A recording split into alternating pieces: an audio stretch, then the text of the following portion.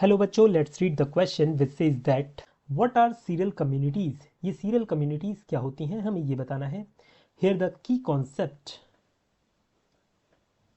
For this question is succession.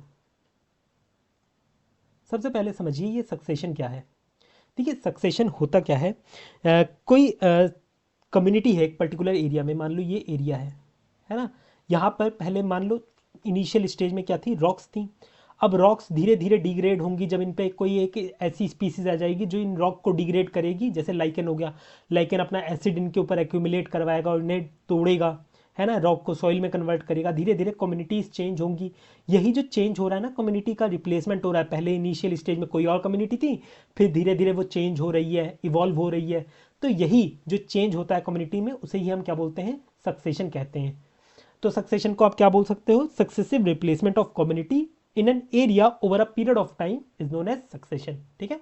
अब आते हैं अपने क्वेश्चन पे। यहां पर कहा गया कि व्हाट आर सीरियल कम्युनिटीज। ये सीरियल कम्युनिटीज क्या होती हैं। तो देखिए ये जो सक्सेशन है, इसमें मैंने कहा सबसे पहले जो स्पीसीज आती है वो पायनियर स्पीसीज होती है। फिर ये धीरे धीरे करके रिप्लेसमेंट होगा, इन जो कम्युनिटीज़ का रिप्लेसमेंट होगा।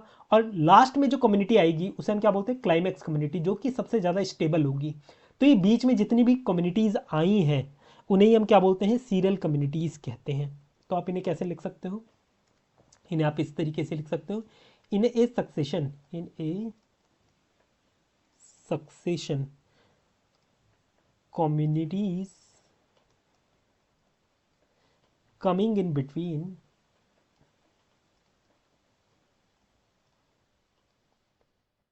pioneer and climax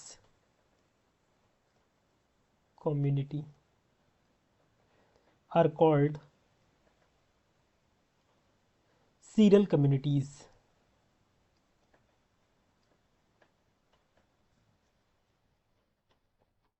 ठीक है। I hope you understood it well, best of luck.